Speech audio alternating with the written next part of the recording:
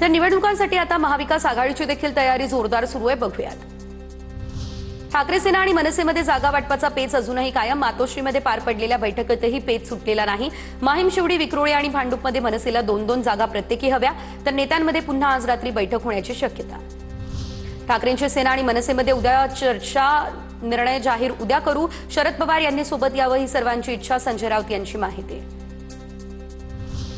राऊतांनी कितीही मोठ बांधायचा प्रयत्न केला तरी देखील होणार नाही। गावकी पुढे भावकी चालत नाही, नवनाथ बन यांची संजय राऊत यांच्यावर टीका। संजय राऊतांचे लहान बंधू संदीप राऊत विक्रोळीमधून निवडणूक लढवणार। संदीप राऊत यांच्या वॉर्डसाठी पवारांची राष्ट्रवादी मात्र आग्रही।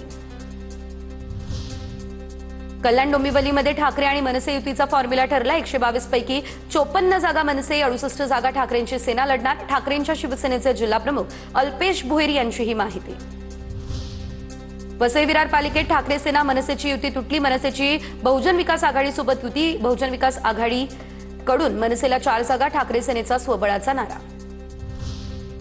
सोलापूर महापालिकेसाठी आता महाविकास आघाडी भाजप विरोधात आणि विकासासाठी एकत्र। भाजपला हरवण्यासाठी मनसेसह 4 पक्ष मिळून 102 जागा लढणार। काँग्रेस 45, ठाकरे 26, पवारांची राष्ट्रवादी 20, मनसे 4, माकप 7 जागा लढवणार।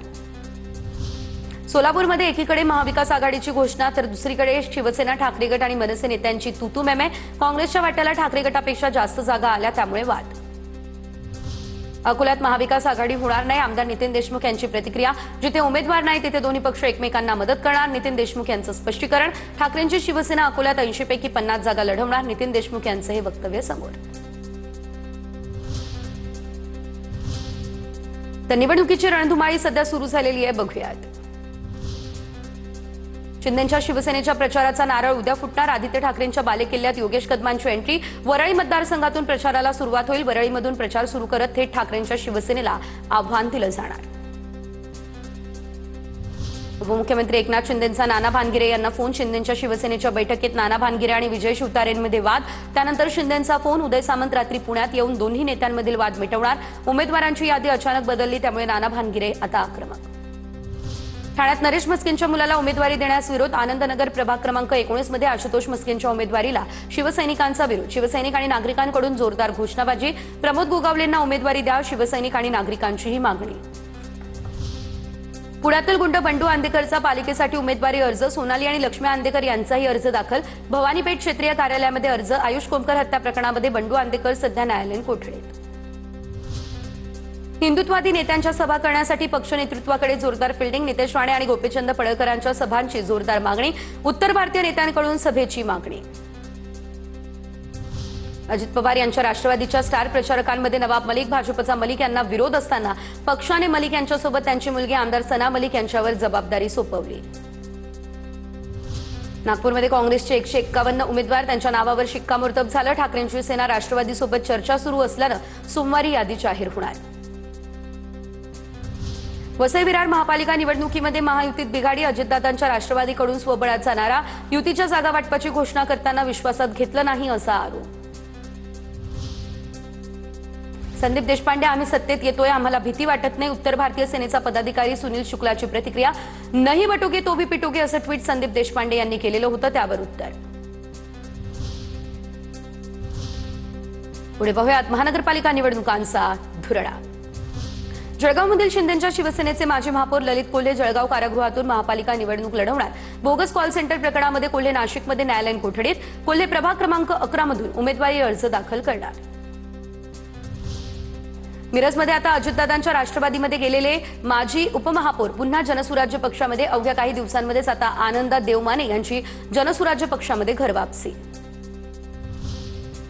वसई विरारमधील भाजप पदाधिकाऱ्यांचा ठाकरेंच्या शिवसेनेत प्रवेश। सचिन राऊत आणि मालती विश्वकर्मा यांचा कार्यकर्त्यांसह जाहीर पक्षप्रवेश झाला। कोल्हापुरात काँग्रेसकडून उमेदवारी अर्ज भरण्याच्या प्रक्रियेसाठी वकिलांची टीम। उमेदवारांच्या अर्ज भरताना कोणती चूक होऊ नये यासाठी सतेज पाटील यांनी घेतली खबरदारी। मिरजमध्ये अजितदादांच्या राष्ट्रवादीमध्ये गेलेले माजी उपमहापौर पुन्हा जनसुराज्य पक्षात। अवघ्या काही दिवसांमध्ये आनंदा देवमाने यांची जनसुराज्य पक्षामध्ये घरवापसी। कोल्हापूर पालिकेसाठी खासदार धनंजय महाडिक यांचे पुत्र कृष्णराज महाडिक यांच्याकडून उमेदवारी अर्ज दाखल। प्रभाग क्रमांक 3 मधून समर्थकांसह उमेदवारी अर्ज केला दाखल। छत्रपती संभाजीनगरात एमआयएमच्या 2 गटांमध्ये उमेदवारीच्या वादातून मोठा राडा। प्रभाग क्रमांक 12 मध्ये पक्षाने मोहम्मद इसरार यांना उमेदवारी जाहीर केल्याच्या आनंदात काढण्यात आलेल्या रॅलीमध्ये एमआयएम पक्षाच्या दुसऱ्या गटाचा राडा। परभणीमध्ये शिवसेना आणि भारतीय जनता पक्ष युतीच्या बैठकांचं सत्र सुरू। आजही काही निर्णय नाही, उद्या युती जाहीर होईल, मंत्री मेघना बोर्डीकर यांची ही माहिती।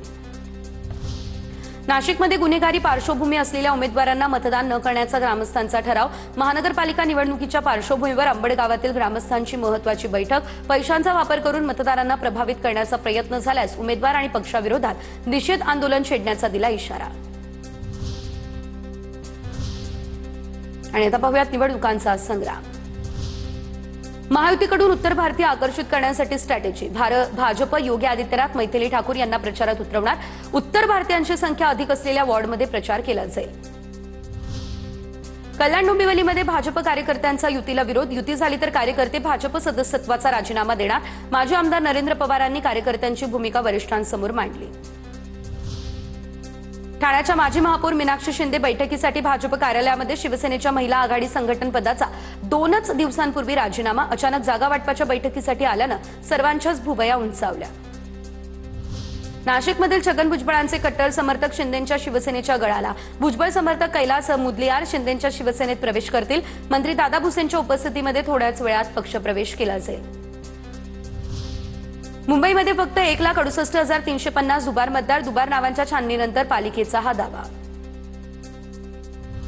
मुंबईमध्ये अतिसंवेदनशील मतदान केंद्र एकही नाही, मुंबई महापालिकेने दिली माहिती। तर पालिका निवडणुकांसाठी जवळपास 10,300 मतदान केंद्र उपलब्ध केली जातील। केंद्रनिहाय याद्यांसाठी 3 जानेवारीपर्यंत मुदतवाढ। नागपूर पालिका निवडणुकीच्या पार्श्वभूमीवर इच्छुकांची तयारी। गेल्या 3 दिवसांमध्ये 5,507 उमेदवारी अर्जांची करण्यात आली आहे विक्री। पुणे महापालिका निवडणुकीसाठी आता 3 दिवसांमध्ये 9,101 अर्जांची विक्री। 3 राजकीय पक्षांच्या उमेदवारांसह 3 अपक्ष अर्ज दाखल। सांगलीमध्ये उमेदवारीसाठी भाजप पदाधिकारी दीपक मानेंचा पत्नीसह ठिय्या। भाजप आमदार सुधीर गाडगीळ यांच्या कार्यालयात ठिय्या। निष्ठावंतांना डावललं जात असल्याचा केला आरोप।